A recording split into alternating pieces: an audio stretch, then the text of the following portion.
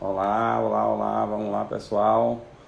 Só fazer uns pequenos ajustes aqui. Pronto, vamos lá pessoal, chegando para mais uma live. Só me responda aí se o áudio tá ok. Que se carrega esse fone sem fio tá meio doido. Tem hora que ele tá bom, tem hora que parece que ele descarrega em cima da hora, não entendo nada. Me responda aí se o áudio tá bom, senão a gente coloca o confio aqui.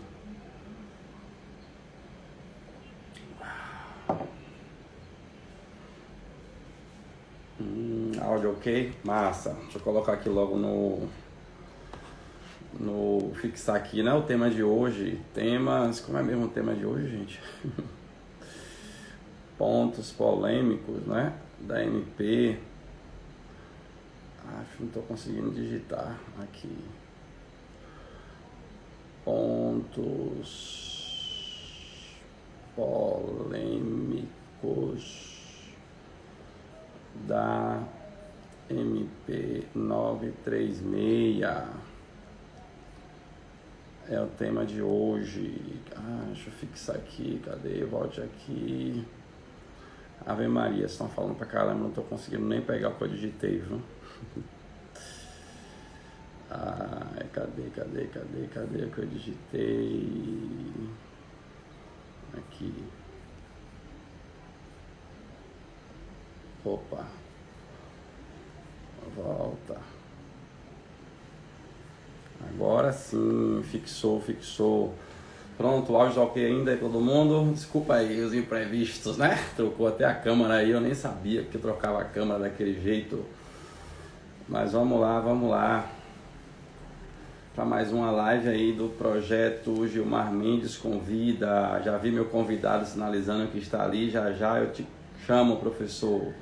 Só 2 minutinhos que a gente vai fazer aqui a abertura e eu já convido o senhor para estar presente. Vamos lá pessoal, convido o povo aí, clica aí no aviãozinho, chama todo mundo que essa live de hoje está muito massa, está bombástica a live de hoje, muito legal mesmo, né?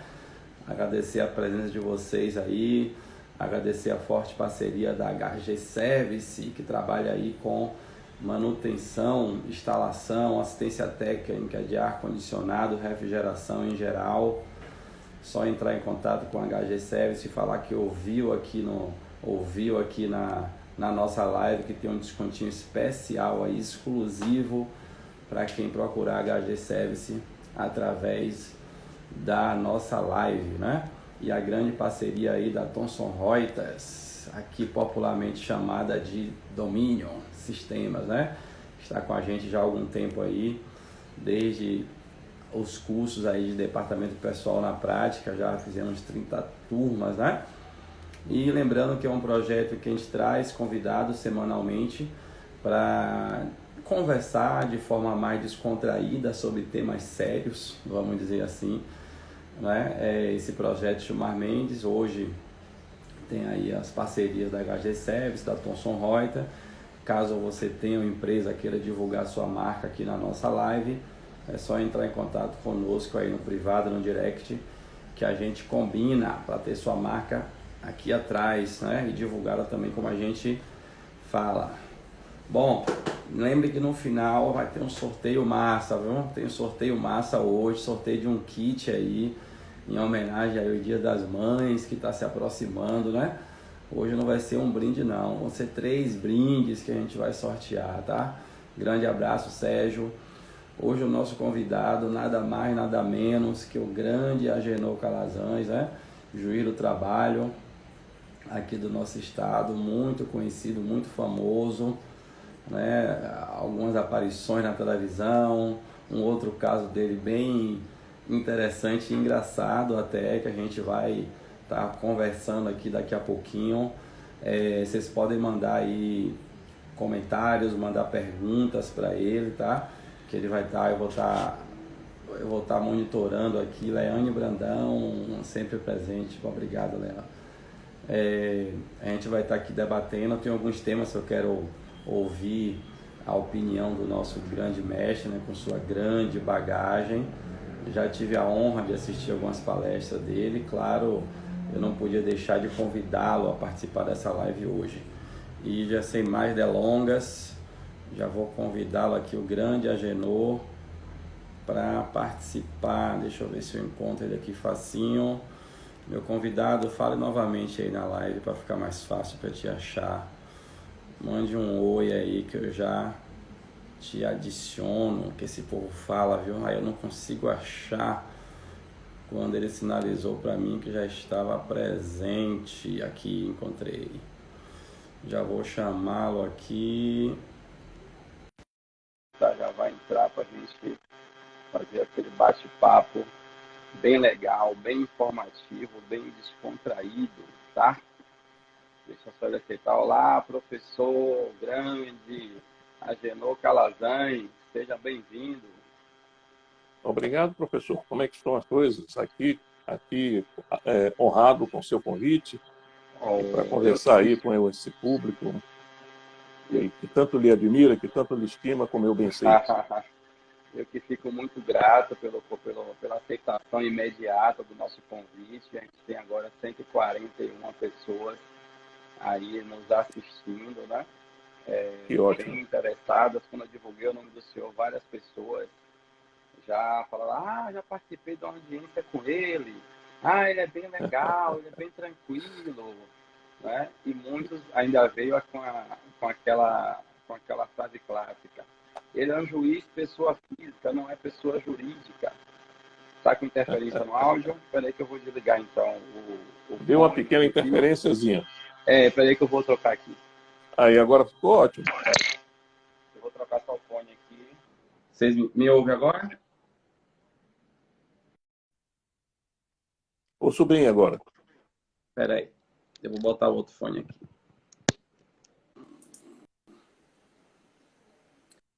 Me ouve melhor agora? Me ouve bem agora? Ouço bem, sim, ouço bem. Pronto, o pessoal agora percebo bem melhor a sua voz bonita. Não dá pra passar fome não, né? Se não der certo como contador, vai ser locutor aí, né? Locutor, com certeza.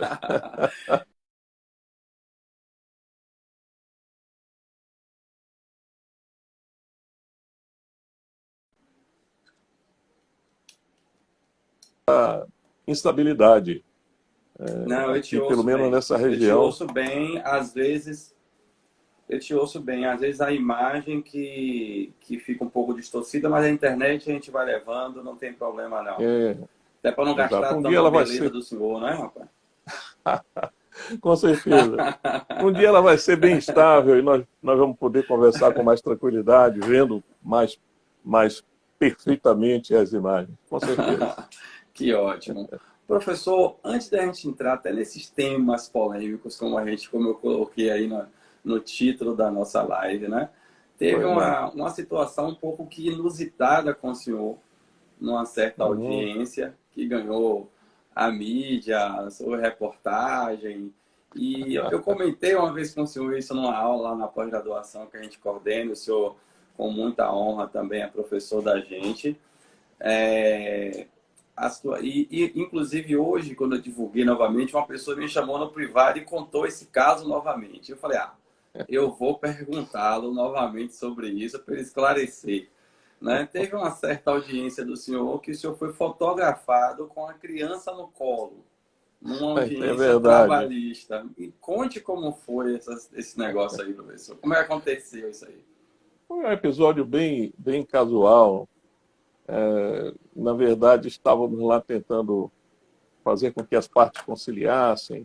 E a reclamante, a parte autora, era uma senhora com uma criancinha no braço. Uma criança, uma menina. Se não me engano, o nome da menina é Laíse.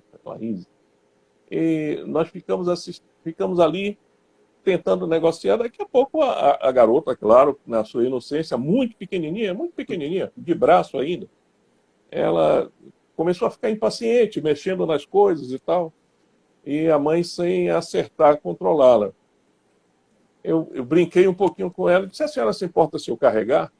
A senhora se importa se eu pegar a sua criança? Não. Aí eu levantei da minha cadeira, peguei a menina fiquei com ela no braço. Eu tenho a impressão, professor Gilmar, que ela, como não me conhecia, ela parou, não ficou, não chorou, não disse mais nada e ficou me olhando. Eu então disse, olha, viu como ela gostou de mim? E voltei para minha cadeira com a garota no colo e presidi a audiência com ela no colo e ela ficou quietinha assistindo a audiência. Não sabe se foi por medo ou se realmente gostou, né? Tomara que tenha sido a segunda opção. Olhou um negão assim, simpático, falou assim, rapaz, gostei desse aqui, eu gostei desse aqui. Gostou do cheiro, pronto, né? De repente, disse, olha aí o meu futuro. Eu até falei para a mãe dela, eu disse, olha, provavelmente vai ser juíza, porque já gostou da cadeira. Já gostou da cadeira. E isso é bem interessante, porque quebra aquela coisa que muitos têm, que juiz do trabalho tem que ser aquela coisa totalmente séria, totalmente formal, né? Sem um envolvimento entre as partes. Não que isso causasse, mas quebrou não pode ser o paradigma, assim. Né? Agora há pouco, eu até conversei com um colega, magistrado, juiz também, da minha autoestima, que é seu xará, Gilmar Carneiro. Sim. E conversava com ele e eu disse para ele, olha, a audiência é formal, mas não precisa ser pesada, ela não precisa ser angustiante. Então, nós precisamos presidir com autoridade, é claro, mas sem nenhuma necessidade de pressão, de antipatia. Muito pelo contrário, é necessária a empatia para quem sabe fazer com que as partes encontrem ali uma solução para o seu conflito. Perfeito, verdade, verdade. E aí, nesse momento, o senhor foi fotografado lá, foi pego lá. Não Exatamente. Foi? Uma advogada estava em sala de audiência e, ao me ver de toga, paletó, gravata, toga, e carregando uma criancinha, ela achou a cena interessante e fotografou. Logo, a notícia se espalhou, porque a internet tem essa coisa. Gilmar, eu saí para almoçar, a audiência foi pela manhã. Eu saí para almoçar, quando eu voltei, o pessoal na secretaria me disse, olha, doutor, a TV Bahia ligou para o senhor. Eu disse, tá bem. Mas eu imaginei que fosse alguma coisa do serviço de comunicação do tribunal. Uma reportagem, algo do tipo, né? Que você já viu algumas vezes, né? Algo do tipo. Exato. Aí me dirigi para o gabinete e continuei ali trabalhando e tal. Daqui a uns 15, 30 minutos, veio um outro e disse, doutor, a TV Band quer falar com o senhor. Eu disse, o que foi que eu fiz? Tá demais já. Tem alguma coisa errada aí. Tem alguma coisa errada aí. O que foi que eu fiz? Mas daqui a pouco a minha filha me avisa, pai, você está em tudo quanto é lugar. Ficou famoso. Exato. Exato. E aí, pronto, como é que se diz? Viralizou. Viralizou, realmente. Realmente viralizou mesmo, porque quando eu fui pesquisar um pouco, antes de convocá-lo para dar aula lá na pós-graduação, né, eu como coordenador tenho que pesquisar um pouquinho a vida dos meus queridos professores antes de convidá-lo, né? E fui pesquisar um pouco sobre o senhor, nem te contei isso. Fui pesquisar um pouco sobre o senhor. Quando eu vi lá, eu falei, porra, eu gostei disso aqui, não. Eu vou ter que perguntar isso aqui a ele um dia para esclarecer como foi. Mas que ótimo, quebrou de fato essa coisa de juiz do trabalho, juiz, de uma forma geral, né? Qualquer autoridade tem que estar séria demais. E o melhor de tudo, conseguimos conciliar as partes daquele processo. Teve gente aí que disse que ficou com medo que ela ficou com medo de ser presa, algo do tipo aí, fala nos comentários na instante aí. Por isso a criança ficou séria. A garotinha foi quem conduziu a audiência. Que ótimo. Professor, 198 pessoas aí assistindo a gente, que legal, né? Que ótimo, mandar um abraço para todos que estão aí participando, assistindo essa live. Uma das mais esperadas, por sinal, tá? Quando a gente divulgou, foi muito bom. Professor, benefício emergencial de manutenção de emprego e renda, criado aí pela MP 936, 1º de abril, no dia da mentira, mas aparentemente é verdade, né? Esse benefício que trouxe aí como forma de cálculo, vamos dizer assim, né? Como tabela, a mesma tabela do seguro-desemprego, né? E o valor do benefício é calculado como se fosse o benefício de seguro-desemprego, no mesmo valor que seria de seguro-desemprego. O que é que o senhor achou desse critério para o benefício? Achou justo? Colocar o equiparado lá o valor do seguro-desemprego? Entende que deveria ser salário mínimo ou salário do trabalhador? O que é que o senhor entendeu dessa forma de calcular? Olha, professor, na verdade, é um critério. A gente tem essa dificuldade porque o que antecede a isso é a discussão se houve ou não houve redução salarial, mas daqui a pouco a gente fala sobre isso. Vou perguntar também a você sobre isso. Agora, essa medida provisória, ela tem uma qualidade que ninguém pode negar. A de que, dessa vez, verdadeiramente, a matéria é urgente e relevante. Porque só pode haver medida provisória quando a matéria é urgente e relevante. Ao contrário do que vem acontecendo nos últimos anos, que a legislação trabalhista vem sendo modificada a cada dia por medida provisória e sem urgência e sem relevância. Relevância e interesse nacional, né? Não tem assim, né? Pois é. Então, ao contrário, dessa vez a medida provisória 936, ela realmente se justifica pelas circunstâncias que nós estamos enfrentando, que é essa pandemia, uma situação nunca antes vivida pela humanidade. As pessoas comparam com a gripe espanhola, com outras coisas, mas que, na verdade, não nos impuseram, não impôs à humanidade essa, vamos dizer assim, esse distanciamento, esse desligamento da produção, o desligamento dos costumes gerais de consumo. Então, eu vejo hoje que essa medida provisória a gente precisa reconhecer que ela realmente se justifica. Quanto ao critério, eu diria, é um critério. O governo precisava tomar uma atitude. Seria bom que ele pudesse garantir o salário de cada pessoa, mas a gente tem que compreender que isso também não é possível a depender pela variedade de empregos, de sujeitos envolvidos. Então, há pessoas que, a maioria, ficam aí no patamar do salário mínimo, mas há aqueles segmentos que a remuneração é bastante alta e que, se houvesse aí uma suspensão do contrato, o governo teria que arcar, se garantisse o salário, teria que arcar diferentemente, ou seja, tratando as pessoas de um modo diferente por causa da retribuição salarial que cada um tivesse. Eu considero que isso é um critério. Desculpa, a questão até dos recursos limitados, né? Recursos, que o Estado então, tem, né? Exato. É um critério e é um critério razoável, justificável. Porque se a finalidade da medida provisória, embora tenha defeitos, realmente os tem, mas a finalidade é preservar emprego. Ora, se o trabalhador não conseguisse preservar o emprego, o que é que ele vai ter em contrapartida? O seguro-desemprego. Entendo ele, já que ele deixa de perder o emprego, ele vai receber uma ajuda que corresponde ou que é proporcional ao seu benefício se fosse desempregado. Então, quanto a esse critério, a mim parece bastante razoável a escolha da base de cálculo para o benefício, que é o seguro-desemprego. Perfeito. E já é um critério velho conhecido, vamos dizer assim, das pessoas, dos trabalhadores, dos profissionais, né? Se ele fosse inovar, teria um outro problema, que seria entender já a forma de cálculo. E se fosse pagar de fato o salário atual, cairia naquele problema de faltaria dinheiro para todo mundo, né? Os recursos limitados que o Estado tem para atender necessidades ilimitadas das pessoas, vamos dizer assim, né? É verdade, é verdade. O nosso querido amigo Jarleno está mandando um abraço aí. Em breve vai fazer com você, viu, Jarleno? Se prepare que eu vou te convidar para a gente fazer uma live também, viu?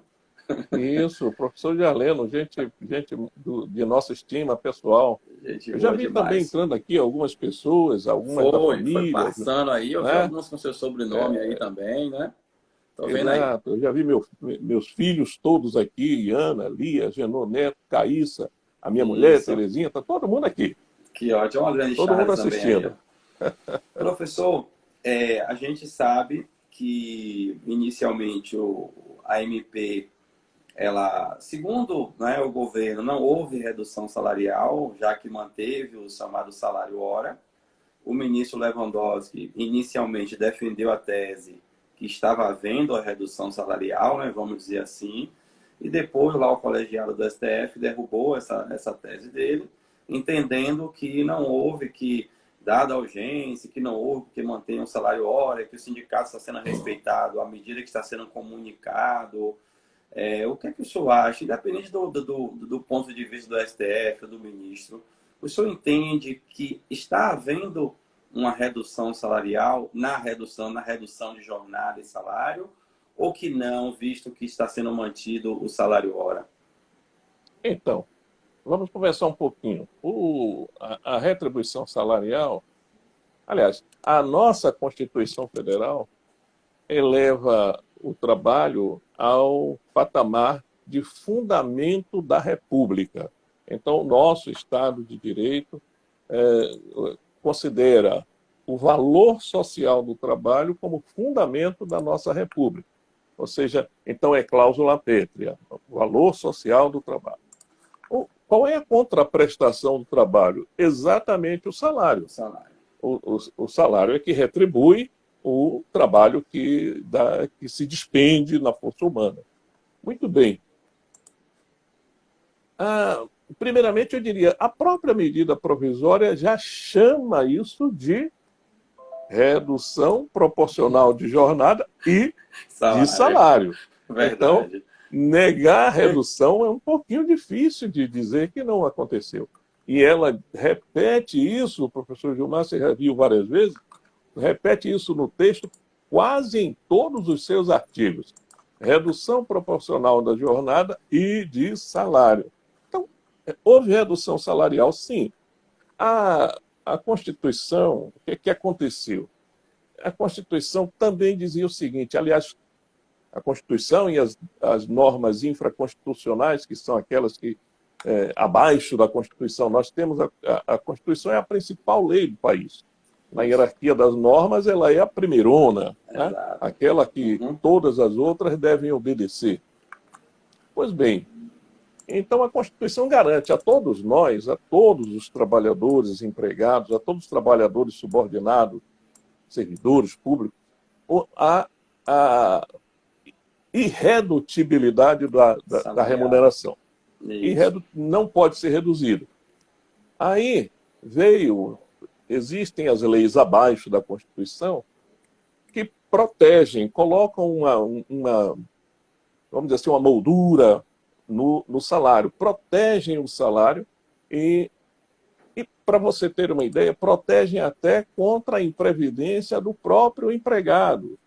Sim. Protege contra os credores. O salário é empenhorável, o salário não, salvo situação de prestação alimentícia. O salário é empenhorável. Protege contra a imprevidência do empregado. Por exemplo, a lei não permite que o patrão pague o salário a terceiros. Não pode o empregado mandar o sobrinho, o primo, a tia, a namorada receber o salário. Não, ele próprio tem que receber. E protege o salário contra os abusos do empregador. Por isso proíbe desconto, por isso proíbe a redução, senão por acordo ou convenção coletiva, que é a previsão constitucional. Isso, no artigo 7º. Exato. A Constituição diz que o salário pode ser reduzido, mas por negociação coletiva. Na medida em que a gente diga que é possível a redução por negociação individual, a gente abre a possibilidade de amanhã ou depois o empregador, fora do ambiente de pandemia, também acertar, também impor um acordo de redução salarial. Então, eu não tenho dúvida de que houve redução salarial, sim, e eu não tenho dúvida de que há ofensa à Constituição, sim. Claro, nós estamos vivendo uma situação anômala. é aquilo que nós nunca enfrentamos uma situação assim. E hoje, e aí eu dou uma palavrinha a mais sobre a representação sindical, e hoje os sindicatos estão dispersos. Por quê? Porque de uns tempos para cá, a política que se vem instaurando, certo ou errada, não estou fazendo a censura, eu estou fazendo o registro. É claro que eu tenho a minha opinião sobre isso, mas não estou fazendo a censura, estou fazendo o registro. De uns tempos para cá, a representação sindical vem sendo massacrada. Então, retirou-se a fonte de receita das entidades sindicais. E retirou-se o papel que elas tinham de homologação das rescisões. Não é? Antes já se havia retirado a possibilidade de ajuizamento de dissídio por uma das entidades. Se precisava do consenso. Então veio todo esse debate. A questão também de, para contribuir, tem que ter autorização expressa, né, para descontar do trabalhador. Tem que ter autorização expressa. É isso que eu digo. Retirou-se, na verdade, retirou-se a receita. Sim. Porque eu sempre digo, se você não fosse obrigado a pagar imposto de renda, você não pagaria. Pagaria. Muitos não pagariam nem o INSS, quanto mais. Não é? Como não pagam? Não é? Como não pagam? Nós temos a possibilidade de segurado facultativo, mas nós conhecemos várias pessoas com atividade remunerada, trabalhando de modo autônomo, e que não fazem seus recolhimentos à Previdência, lamentavelmente. Não é? Então, na verdade, retiraram a receita das entidades sindicais. E aí fizeram isso. E hoje deixam os sindicatos, nos dias de hoje, muito dispersos, esfacelados, sem sede, já sem empregados, já sem estrutura para receber as pessoas. Então, o que está lá previsto na Constituição foi, de algum modo, encolhido por baixo, assim, aquela coisa foi corroído. A representação está prevista no texto constitucional, porém ela foi desgastada de um modo por esses atos que vêm se repetindo. Agora mesmo, professor Gilmar, no artigo, na própria medida provisória 936, agora mesmo, esse assunto eu sei que você vai chamar lá adiante, mas tendo eu tocado nas entidades sindicais, me parece fique à vontade. Pertinente continuar. Agora mesmo, na medida provisória, existe a possibilidade da redução salarial e do benefício emergencial naqueles percentuais. Isso, 25, 50 e 70. Mas... E permite ao empregador, e concede ao empregado o benefício emergencial que obedecerá à mesma proporção. Isso. 25, 50 e 70, só que do seguro-desemprego, do valor do seguro-desemprego. Isso. E agora, faculta às entidades sindicais conseguir uma proporção diferente. Isso. Que pode ser 28, 30, 47, porém, o benefício emergencial será 25, 50 e 70. Então, repare, se o sindicato vier a participar, ele só prejudica. Ele não facilita, né? Ele não melhora a condição do empregado. Ou seja, dá ao sindicato uma atividade que é contrária à sua razão de existir. É um faz de contas. Ele fala assim, negocie para piorar. Exatamente. Eu permito que você negocie sindicato, mas se você negociar, o benefício vai ser menor. Basicamente assim. Basicamente isso. Porque tem uma situação, por exemplo, se a redução for de 40%, o governo só bota o benefício de 25%. Ou seja, eu dou a opção, mas se você for, vai ser pior para você. É mais ou menos assim que ela diz na MP. Então, não procure seu sindicato, que só vai ser pior. Exatamente. Então, não vale a pena. Então, eu tenho essa censura a fazer a medida provisória, apesar de todos os louros que fiz também, que ela realmente se aplica agora no momento de urgência e de relevância. Quem entrou aí também mandou um grande abraço foi a nossa querida Jerúzia Amorim, professora que eu tenho uma Opa, grande, imensa professora admiração, Gerúzia, né? Jarleno fiz o mandou uma trabalho, dúvida passou. aí. Pode falar, professor. Eu ia dizendo da dificuldade que a professora Gerúzia teve, que ela viajou à Itália e teve uma grande dificuldade de voltar para o Brasil. Felizmente voltou Conseguiu para a folga voltar, dos né? seus amigos e admiradores aqui, Ah, aqui entre nós.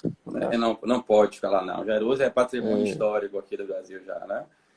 Jarleno mandou uma dúvida também, não foi Jarleno? Jarleno deu uma olhadinha no artigo 5º, parágrafo 5º. Ele perguntou se o recebimento agora do benefício vai interferir na quantidade de parcelas futuras de um possível seguro-desemprego.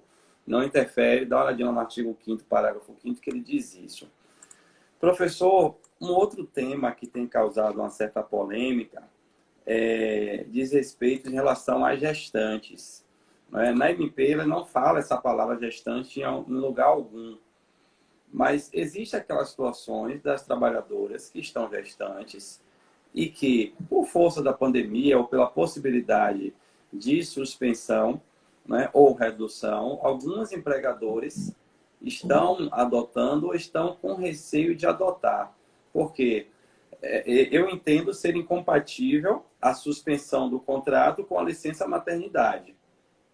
Mas entendo que durante a gestação, antes da licença maternidade, é possível a suspensão. Não é? Ou seja, eu entendo que eu posso fazer a suspensão do contrato desde que essa não atinja o período da licença maternidade. Mas uma dúvida bastante comum é nesse aspecto e também em relação à redução. Porque se eu faço uma redução de jornada e salário e durante esse período ocorre o afastamento, muitos entendem que o valor da licença maternidade vai ser o salário reduzido, o que prejudicaria aí financeiramente essa trabalhadora. O que a pessoa entende sobre esse aspecto? Se, por exemplo, futuramente cair na mão do senhor lá uma causa, a trabalhadora querendo receber o salário antigo, como é que o senhor vai deferir e defender essa decisão do senhor? como nós estamos conversando informalmente, sem nenhum caso concreto já é, é, correndo, Aqui eu diria, não é base legal para nada, viu, gente? Para o futuro é só para. não é? Aí depois gravam a minha voz e levam para o PJ. Olha aqui o que o senhor disse. Pois é. Mas veja, a medida provisória ela tem o escopo de garantir o emprego. A, a empregada gestante já tem essa garantia. Isso. Então, a medida provisória a ela, a rigor, não é útil. A rigor não é Sim. útil. Então, não se poderia dizer, olha, eu vou lhe garantir o emprego, mas para isso eu preciso reduzir o seu salário. Imagina. Então, a rigor, a gestante já tem garantia de emprego, desde a confirmação da gravidez até 5 meses após o parto. Ela é estável, chamada estabilidade provisória. Chega a ser um paradoxo, porque se é estável, não pode ser provisório, né? Então, Verdade. mas, mas Verdade. é assim que se chama, né? Vamos considerar assim. Bom, Eu até prefiro dizer assim, estabilidade temporária, porque aquilo que é provisório não necessariamente, aliás, aquilo que é provisório não necessariamente se torna definitivo, mas pode se tornar definitivo. sim, Já o que é sim. temporário, não. Se é temporário, é O temporário. próprio Não nome vai já se tornar diz. definitivo. Verdade. Mas então, a rigor, a medida provisória não faz nenhuma referência à gestante. Eu diria, então, por primeiro, que ela não se aplica para a gestante, porque a gestante já tem garantia de emprego. Só que a medida provisória não mira somente garantir o emprego, mira também ajudar o empregador, Isso, garantir a que renda, né? pode estar passando uma dificuldade muito grande e estar sem condição de manter o emprego, de manter a atividade produtiva. Então, em princípio, a suspensão seria possível. eu fico com certa dificuldade de concordar, de aceitar, porque para a gestante obter a licença maternidade, ela precisa provar que estava em atividade. E a licença maternidade, o que é? É o direito de se afastar do trabalho. Então, se o contrato está suspenso, ela não vai ter licença maternidade, não vai ter direito de se afastar de onde já está afastada. Entendo. Perfeito. Verdade. Não é? De onde já está afastada. Além disso, durante o período da suspensão, o empregador está isento de contribuir à Previdência. Exato. E com isso, ela, gestante, teria que contribuir como segurada facultativa. Sinceramente, eu aconselho os empregadores, se tem empregado gestante, não corra esse risco. É melhor manter o emprego, não suspender, salvo se tiver aquela situação de eu não posso realmente pagar. Bom, aí vai ser, fechou a atividade, resultou no fechamento. Mas, se é para ainda prosseguir com a atividade, com o empreendimento, há o risco de se criar passivo desnecessariamente. Então, eu prefiro dizer que a medida provisória não é útil ao empregado gestante, pode ser ao empregador, e aí a gente tem que compreender, a depender da situação, que pelos dois lados, tem que compreender que ele pode estar necessitando suspender ou reduzir a remuneração dela. Repare, ela tem a garantia de emprego e do salário, é assim que diz, garantia de emprego e do salário, desde a confirmação da gravidez até 5 meses após o parto. Numa situação como essa, também vejo como afrontoso a essa garantia você reduzir salário. Né? Porque essa previsão é constitucional. Então, não dá para você aceitar isso. Eu sugiro aos empregadores que tentem suportar esse ônus e evitem criar um passivo que pode ser depois um tanto quanto doloroso. Ótimo, perfeito. Já linkando essa questão de redução salarial, juntando aí com a suspensão ou algum tipo de afastamento, professor, uma outra questão bastante polêmica que tem surgido de respeito à redução seguida de férias. Ou seja, eu pratico lá uma redução, por exemplo, por 90 dias, e depois de 15 dias, 30 dias, eu vou e coloco de férias. E falo o seguinte, as férias têm que ser pagas com salário atual. Como o seu salário atual é o salário, vamos dizer assim, reduzido, eu vou pagar sobre esse novo salário. Né? Ou seja, a pessoa, no período aquisitivo, tinha um salário, por exemplo, R$ 2.000, durante até o mês anterior às férias, tinha lá um salário de R$ 2.000, aí a empresa reduz 50% salário e jornada, e aí concede férias ao trabalhador, entendendo que deve pagar sobre esse novo salário, e não o salário habitual, normal dele. O que é que o senhor entende sobre, o que é que o senhor entende sobre isso? Veja, deixa eu ver se eu encontro aqui a CLT. Achei.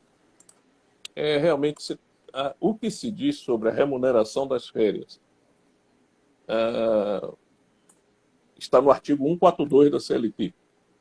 Que o empregado recebe durante as férias a remuneração que lhe é devida na data da sua concessão. Isso. Mas, professor Gilmar, a medida provisória vem para preservar emprego e não para violar o emprego. Não é? Perfeito.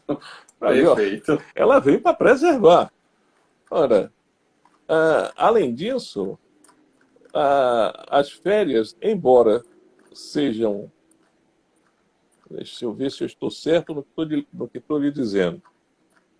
As férias, embora sejam concedidas em determinado momento, elas são adquiridas ao longo de um ano, ou seja, ao longo do chamado período aquisitivo.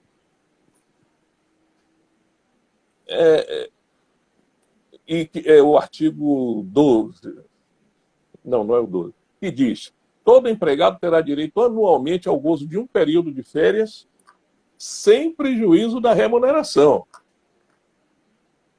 Artigo 129. 129. Da Exato, CLT. 129.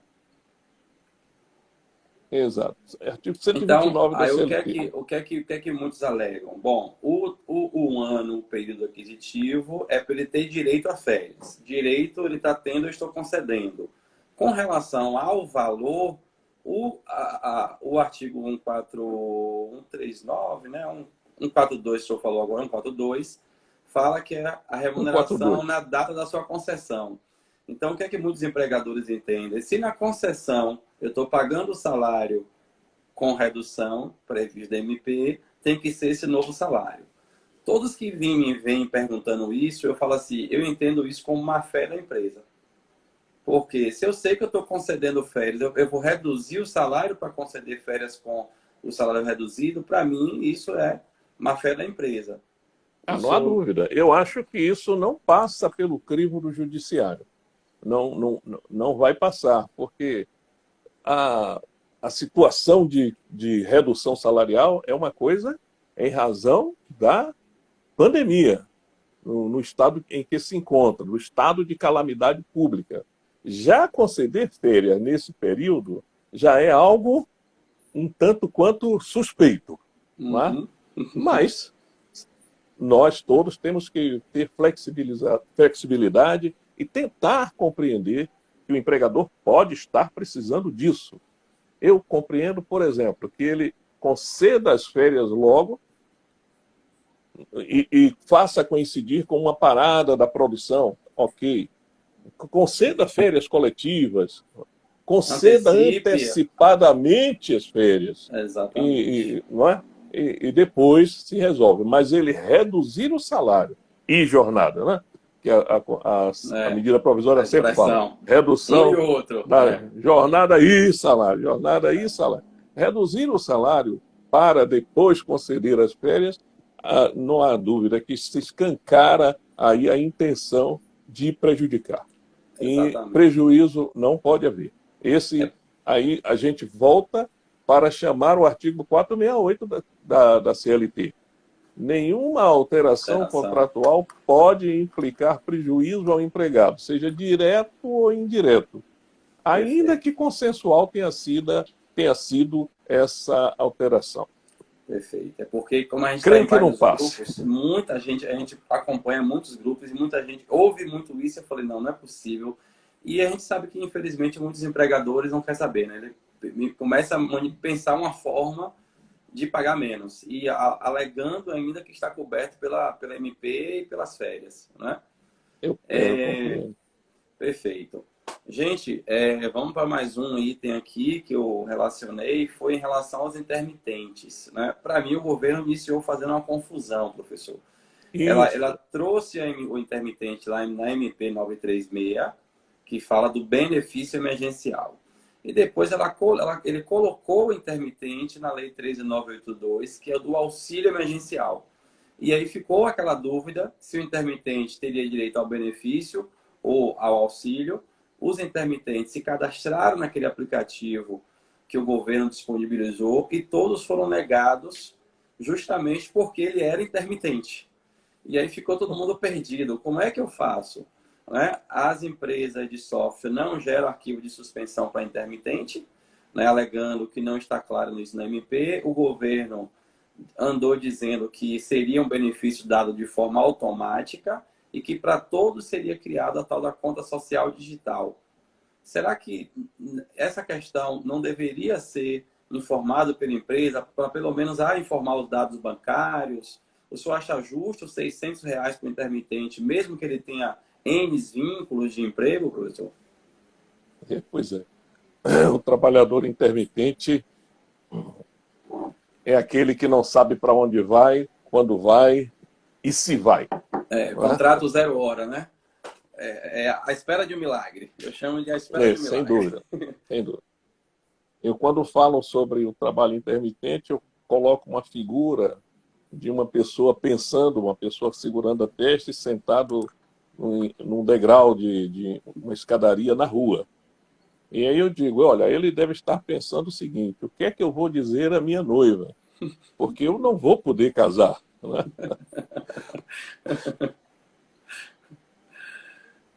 Travou aí? O fato dele, que ele tem um empregador, ele não sabe se vai trabalhar. Não sabe, eu diria, não sabe quando, não sabe nem se vai trabalhar. Portanto, não sabe se vai receber alguma coisa. Não sabe qual é o salário dele, não sabe de nada. E fica nessa expectativa. Ah, agora veio a medida provisória e colocou o intermitente nesse limbo mesmo, nessa dificuldade que ele já estava. Eu prefiro dizer o seguinte, ele tem direito, sim, ao benefício emergencial de R$ 600. 600 A reais. medida provisória, lá no artigo 6º, refere a possibilidade de acumular o benefício emergencial quando o empregado tem mais de um emprego. Isso. Porém, lá no Parágrafo artigo 3º. 18, lá adiante, essa possibilidade de acumulação não se aplica ao intermitente. Isso. Então, Isso. o intermitente tem direito a. Perdão. A acumulação é possível para os Exceto se for empregados, para os intermitente. empregos comuns, Isso. ou se você tem dois empregos, um intermitente e um não intermitente, é possível acumular o Sim. benefício de um e de outro. Isso. Mas se você tem 2, 3, 4 empregos intermitentes, não há possibilidade de acumulação. O valor será R$ 600 por você ser trabalhador intermitente. E por que R$ 600? Porque não se sabe quanto você ganha. E como não se sabe quanto você ganha, não há como calcular nesse momento de urgência o seu seguro-desemprego para daí fazer o cálculo do benefício emergencial. E como o benefício emergencial não tem carência, ou seja, você pode estar empregado há pouco tempo e já tem direito, não tem carência, aí eu faço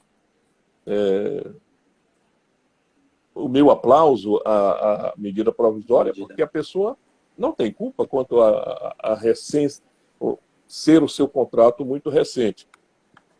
Então, o trabalhador intermitente não tem também um período para apresentar, para fazer o cálculo do seu benefício em relação ao seguro-desemprego que ele receberia. Acho que a confusão que se instalou se deu por causa da acumulação e depois por causa da inclusão no dispositivo legal, na lei que veio posterior e que aí foi. A resultou foi essa. E o órgão pagador, a instituição pagadora, que é a Caixa, também ficou sem saber o que fazer. Perfeito. Direito eu acho que tem, professor, mas será de R$ 600. De R$ 600 e único, independente do vínculo, por 3 meses. Lembrando que os intermitentes registrados que tinham vínculo até 1º de abril, né? Nenhum trabalhador admitido após 1º de abril pode ter redução, suspensão, nenhum benefício. Professor, fugindo um pouquinho, rapidinho da 936, indo para a 927. Né? A 927, no artigo 29, rezava lá, que reza, né? Que não mudou o texto, que os casos de contaminação pela Covid não são considerados acidentes, doença do trabalho, exceto mediante comprovação do nexo causal. E aí o STF mudou esse entendimento, né, reconhecendo que existe a possibilidade disso, desde que o empregador não prove o contrário. Meio que mudou a questão do ônus da prova, né? Se antes o trabalhador que ia ter que comprovar que foi decorrente do trabalho, agora é o inverso. O empregador que tem que comprovar que não foi decorrente do trabalho. É mais ou menos isso, porque o que eu estou vendo muitas mídias dizendo o seguinte: STF julga como Covid como acidente de trabalho, como se fosse o padrão ser acidente de trabalho. Tem como o senhor explicar exatamente o que ocorreu? A chamada STF considera Covid como doença ocupacional. Perdão, a chamada não corresponde à realidade.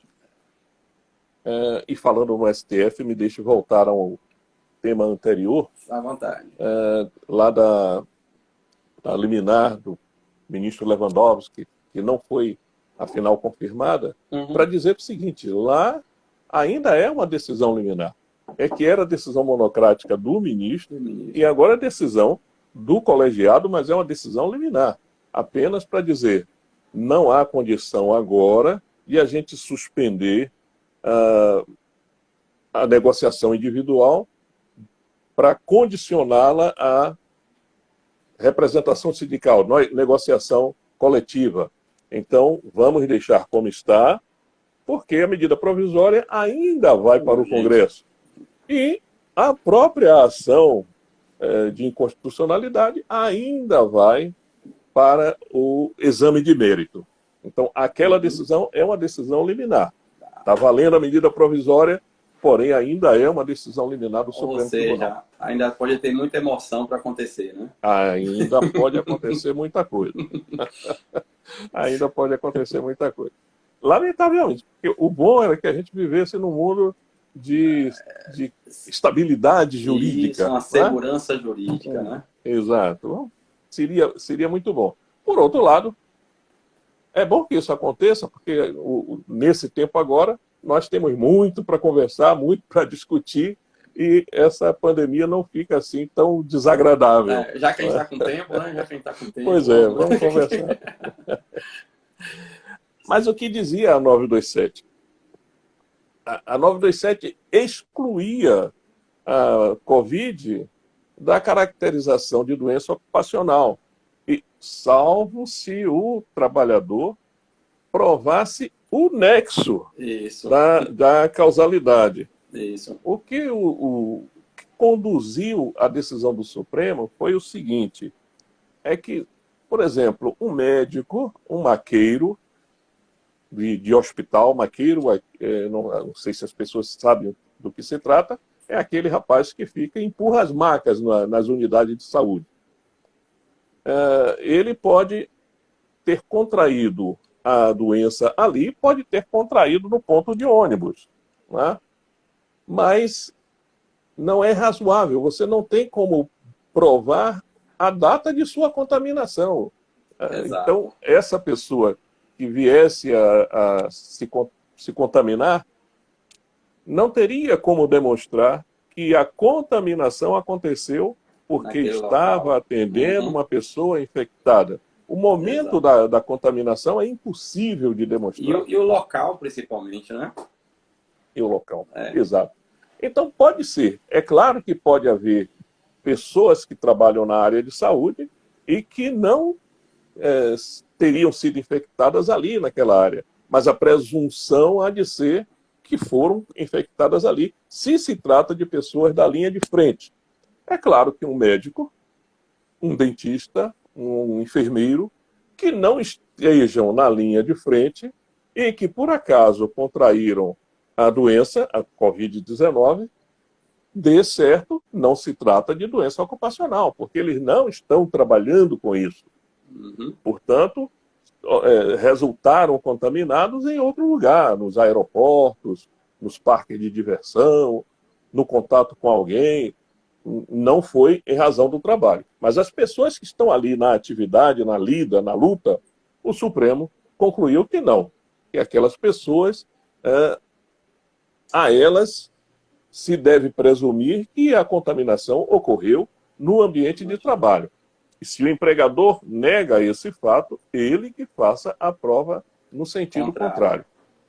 Eu concordei perfeitamente com esse posicionamento e muitos ainda vão além, né? Ainda falam o seguinte: isso não é apenas para a área de saúde. Por exemplo, uma empresa que não é atividade essencial, por exemplo, ou que seja, continua funcionando e não prepara o ambiente, não protege o ambiente de trabalho com álcool em gel, não concede máscara. Acho que tudo isso pode fazer com que o trabalhador fale: não me deu condições de higiene consideráveis e justas para trabalhar e me deixou exposto. E aí vai caber aí ao empregador comprovar o contrário, né? Para que não seja enquadrada como acidente de trabalho. Eu achei bem bem justa essa decisão aí do Supremo. Professor, deixa eu ver se eu acho que tinha algumas perguntas aqui, só que a gente está com o tempo um pouquinho curto. Gente, amanhã a gente vai fazer uma live, eu vou fazer uma live com Miriam, 21 horas, acho que é 21 horas da manhã a live com Miriam, me deu até a dúvida agora. Mas está aí no meu Insta, eu vou fazer uma live com Miriam só para tirar dúvida de MP 927 e MP 936. Aí amanhã, quem tiver com dúvida, pode colocar lá que a gente vai responder todas as dúvidas, eu e Miriam, no meu Insta e no Insta dela também. Então, entre quem tira as dúvidas, tá? Professor, o nosso tempo está esgotando. Se o senhor quiser fazer mais algum comentário a respeito da MP, que a gente não citou, que o senhor acha justo comentar, chamou a atenção, fique à vontade. Eu vou lhe dar aí 2 minutos. Eu não, então, o Instagram, infelizmente. O Instagram. Senão ele derruba a gente.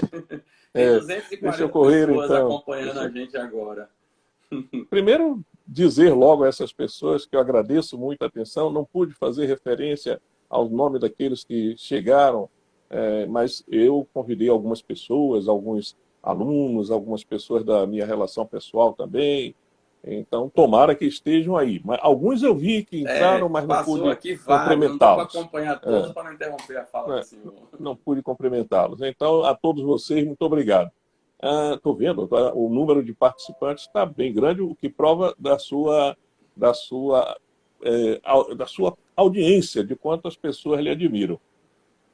Eu diria, professor, só para lembrar do seguinte, que uma coisa é o benefício emergencial e outra coisa é o auxílio.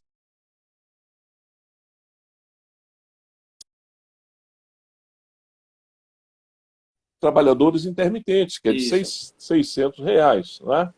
E que tem dado essa dificuldade de pagamento, todo mundo correndo para as agências bancárias e tal.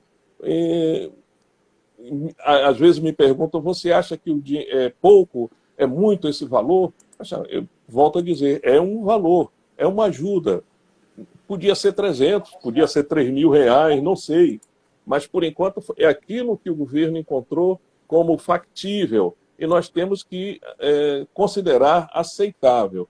Na atual quadra, professor Gilmar, e as pessoas que nos ouvem, na atual quadra, com uma população carente de tanta coisa, seguramente não haveria medida que satisfizesse as pessoas. Não há como satisfazer. As pessoas estão realmente em dificuldade. Nós temos um lado positivo disso aí, a de que nós, a partir de agora, vamos olhar para as pessoas que viviam no anonimato. As pessoas, os camelôs, as pessoas que vendiam amendoim. Então, essas pessoas precisam ser vistas e não eram vistas. Eram invisíveis, vamos dizer assim. Eram invisíveis, mas são pessoas que estão aí. A gente não consegue enfrentar a questão da pandemia sem encarar de frente a desigualdade social. É preciso que a gente se alerte da necessidade de reduzir essa desigualdade, porque o que toca no meu próximo, que é menos favorecido, vai me tocar amanhã ou depois. Então a gente tem que enfrentar isso com todo entusiasmo, eu até diria. Ou seja, o buraco é muito mais embaixo, o problema é muito maior do que a pandemia apenas. Não é? Sem dúvida, sem dúvida. Então é isso. Termino dizendo, quanto ao assunto, abono emergencial e auxílio emergencial também não são acumuláveis. Quem recebe um, não recebe o outro. E no mais, professor Gilmar, agradecer. Acho que o seu filho também está aí, ó. Genô Calazans é advogado. Sim, tá aí sim. Também. Opa. Gente, o Instagram já abriu aqui a contagem, 1 minutinho para acabar, senão ele vai derrubar a gente. Agradecer todo mundo. Amanhã, às 21 horas, eu vou fazer uma live, 21 horas mesmo, eu e Miriam, vamos estar aqui só tirando dúvida de vocês, tá? Podem entrar para tirar dúvida. Eu vou estar fazendo também um curso que vai ser online e ao vivo, sobre as MPs, as portarias, vai ser sábado, dia 16, o dia todo, um sábado, o dia todo, online. Daqui a pouquinho, eu vou fazer um sorteio no Instagram de pendrive, de um kit churrasco, de uma camisa aqui, modelo novo que chegou. Ó, professor, que bonita. Vou mandar um para o senhor. Bonito, bonito. Chegou, Opa, vou. acompanhando daqui a pouquinho. E agradecer aí a parceria forte aí